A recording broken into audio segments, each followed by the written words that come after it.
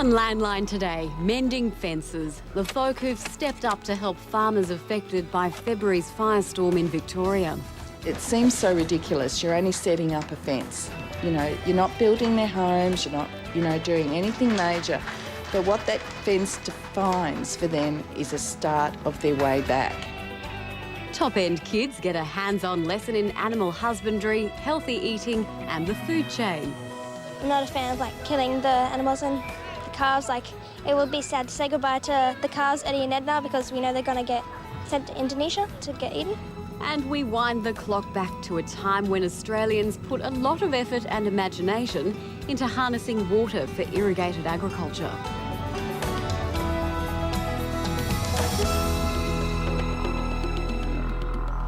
Hello, I'm Anne Kruger. Welcome to the program.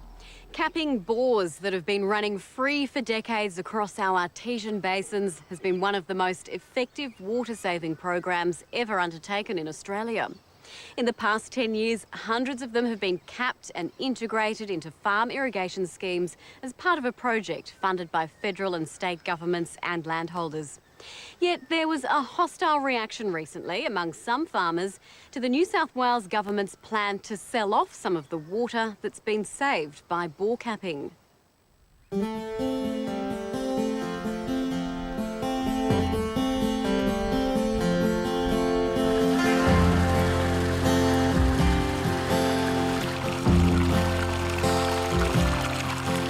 It was the discovery of artesian water in the 1870s that helped to open up big areas of inland Australia. Drilling teams fanned out across the outback, sinking deep bores to bring the steamy water bubbling to the surface. Those bores still sustain communities today. It's our livelihood. If we run out of artesian water here, my family's been here for, 170 years. And if we run out of artesian water, well, we'll have to move on because we couldn't run our show without bore. After years of drought, the Kennedy's farm at Canamble looks lush and green. But it's the bore water that keeps the place going between the good seasons, as it does for much of northeastern Australia. The Great Artesian Basin spreads beneath a fifth of the continent, taking in much of Queensland and parts of New South Wales, South Australia and the Northern Territory, a mainstay of primary production. But because bores were allowed to flow unchecked for decades, water levels began to drop and alarm bells started to ring. When the federal government joined with the states to offer landholders some financial help to cap their bores and deliver the water by pipes rather than wasteful drains, many embraced the program. The water savings were immediate and dramatic. I think it's a miracle because I just could never have believed that we're saving so much water, and I'm a great believer in saving water in this outback of the country. Every time we grew up as a kid, if you left the tap on, you got a clip over the ears. We are saving 90% of what used to flow down those open drains. The water is now going to where they need it via the pipes. I was talking to some farmers only a couple of months ago, and they have said this is the best thing that has happened. It's the best thing since sliced bread because they don't have to think about where the water is. It's there all the time because the piping system takes it to the paddocks that they need it on.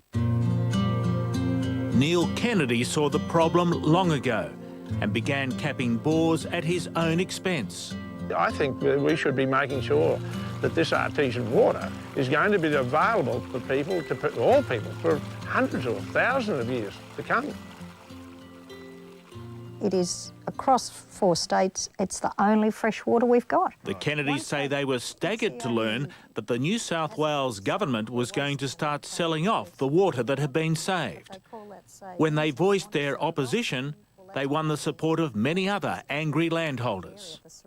They've wasted a little bit less. By capping and piping and conserving the water, they're wasting less. But it's still pouring out on the ground through all the open bores, and it isn't savings. It's like having 10 holes in a bucket. You block up 5 and the water will still run out. And all of the flowing bores are still flowing water out on the ground, and until they get on top of that, they really shouldn't be in a position to sell water or over-allocate water. And without the... Neighbour Georges Lefebvre has just spent $750,000 capping 3 bores. If this information had come about that they were going to sell the water that I was going to be saving before I started my scheme, wouldn't have done it. The New South Wales Water Minister, Phil Costa, insists that the decision to start selling water was backed by the best scientific advice. True, and what we've been told is that the system is recharging in terms of its pressure, so that the system is working better.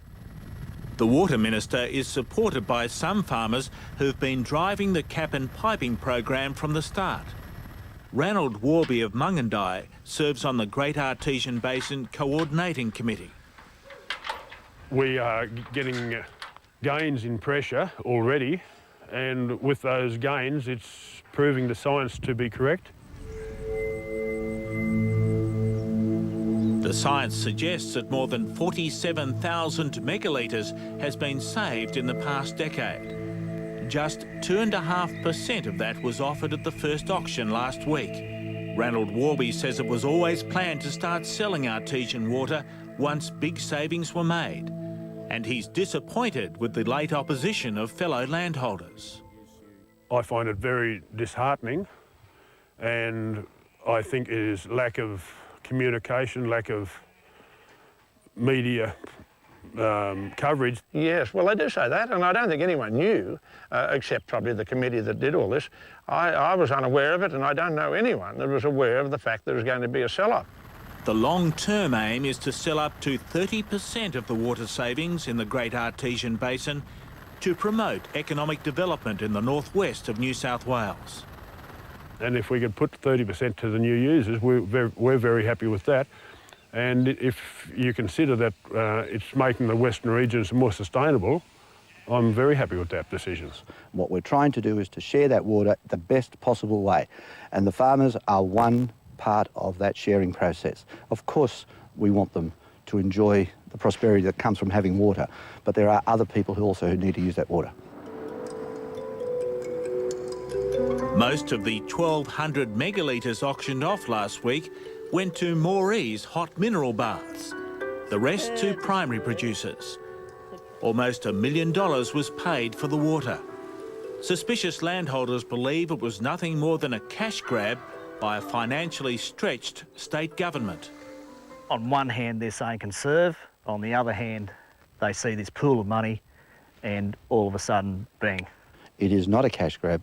This is about improving the system, putting our dollars, as we get it, back into that system. The Water Minister has pledged that every dollar earned from the sale of artesian water will help subsidise more capping of bores. But farmers who are furious about the water sale believe it'll act as a disincentive to those who are yet to participate in the scheme. And now they're selling this water off, and I'm sure that not too many people will really go ahead and continue with the program of capping their bores. They will be very reluctant. Why are we conserving water? We're conserving water so they can go and sell it. That's it. The controversy surrounding the auction has prompted the Water Minister to order a full review of the process. There are no plans for further water sales at this stage.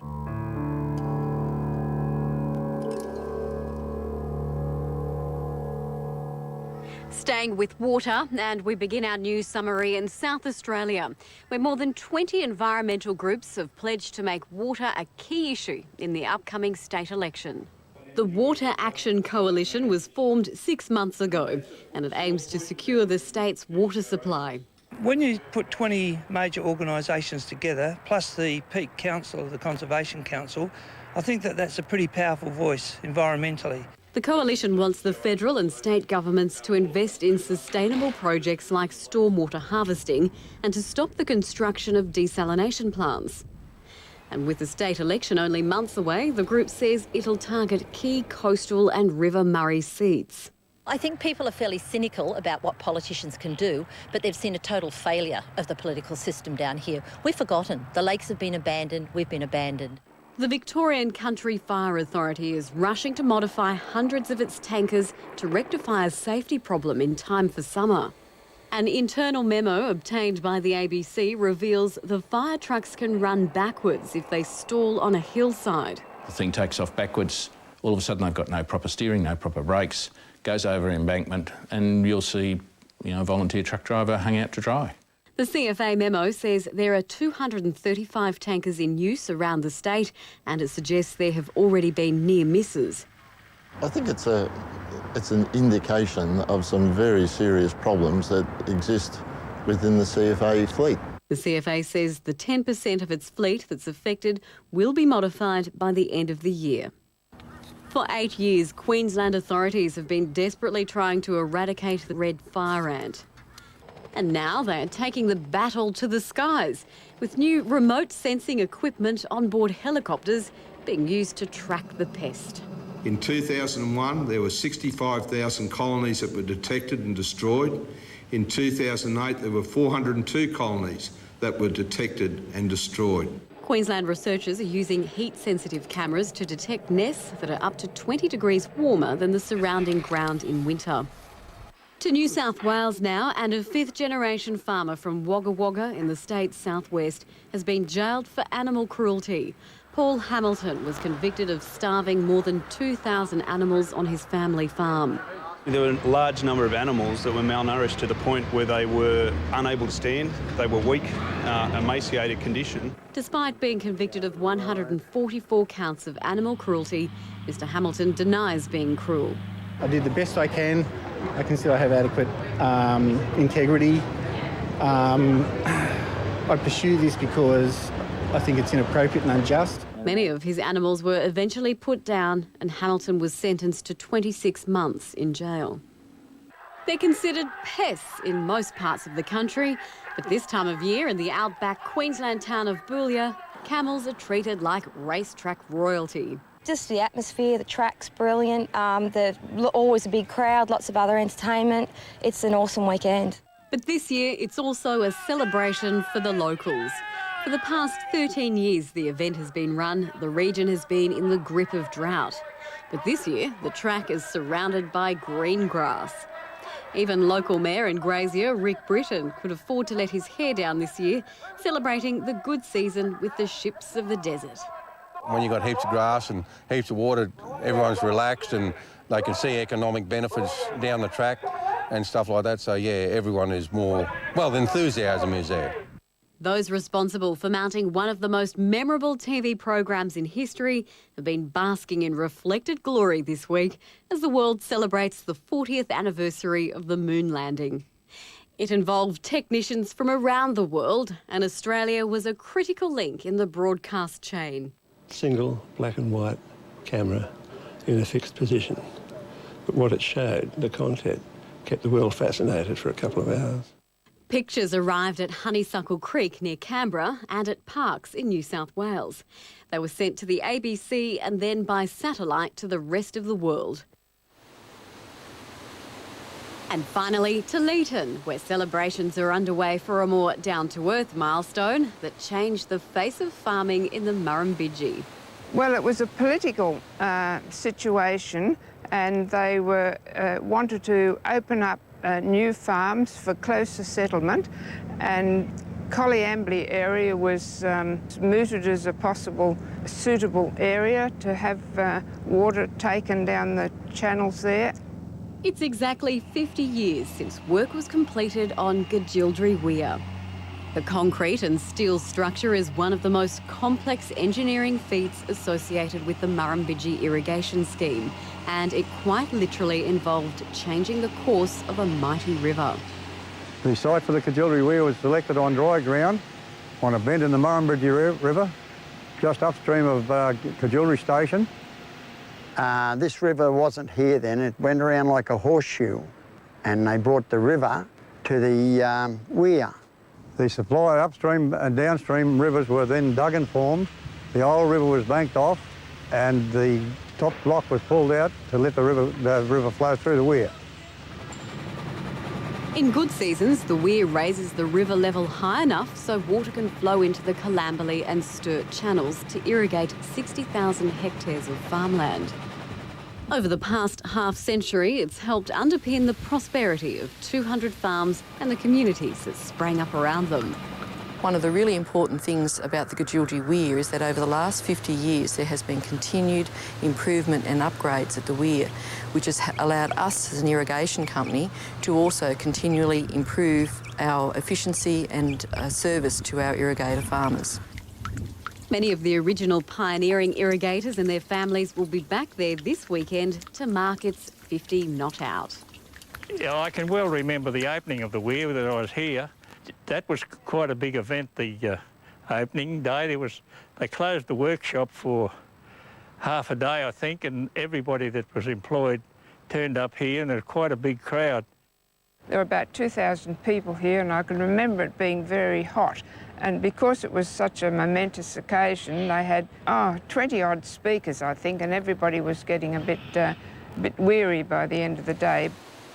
Locals hope today's politicians might mark the 50th anniversary by setting aside the point scoring and posturing over water policy that's left so many farmers round here high and dry for years.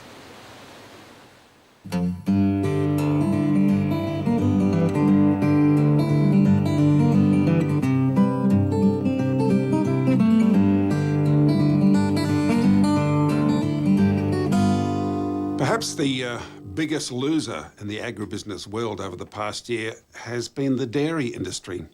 The global financial crisis has completely curdled the cream for dairy farmers. Last week, the indicative Australiana prices for butter and skim milk powder remained at about half the level they were in July of last year. Dairy Australia spokesman Norman Ripiccioli says subsidies by the EU and America don't help, but a dairy export recovery is purely about demand. The subsidies were introduced post prices falling. So really the subsidies are a separate issue. They're not a positive one by any stretch of the imagination. But at the moment, it's sort of, the subsidies are preventing prices increasing very quickly, but prices won't increase anywhere until we get some economic growth happening again. But it's supply rather than demand which is shaping wheat prices at present. The Newcastle spot price dropped $8 to $250 a tonne, and the ASX price for January next year fell by the same amount. Canola out of Geelong was soft, and the slide continues for sorghum. It's now down to $180 a tonne. In Chicago, corn kicked on the back of an admission that the official figures for acres planted could be wrong. The next figures, no doubt, will be way down. Wheat was due for a bounce but stayed flat, and soybeans lifted strongly after China decided it would not be exporting its soy crop at current prices.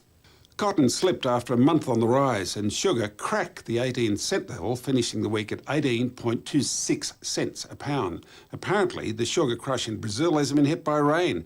Cane growers here in Queensland will be sucking lemons, no doubt, to get the smiles off their faces. Moving to livestock, where the sale yards had a mixed week as producers cope with the cold weather and processors competed strongly with restockers. Trade cattle and cows for America was steady, while Japox fell 2 cents. The feeder steer market was strong, lifting to $1.83 a kilo. Young cattle were popular, and this was reflected in the Eastern Young Cattle Indicator, which closed up 3 cents. Last week I spoke about the live trade out of the north in particular and how it's held off the challenges of the economic downturn. This was confirmed when I spoke to Sid Parker, a territory legend in the live trade business. I don't think it's slowed down at all. There's certainly no available ship sitting idle. Every available ship is working. I guess the big ship might have slowed down a bit, but all the medium-sized and small ships are still running very regularly out of Broome, Wyndham, Darwin, and